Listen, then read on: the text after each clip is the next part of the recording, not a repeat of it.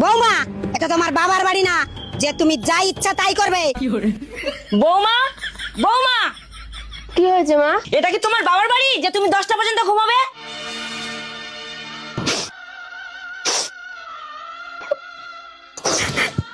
এই তুমি কাঁদছো কেন?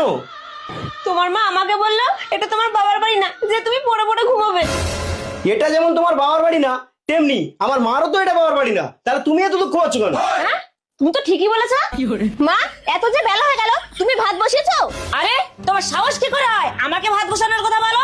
এটা তোমার বাবার বাড়ি না। এটাও তো তোমার বাবার বাড়ি না, তাহলে তুমি এত কথা বলছো কেন? বৌমা তো ঠিক কথা বলেছে।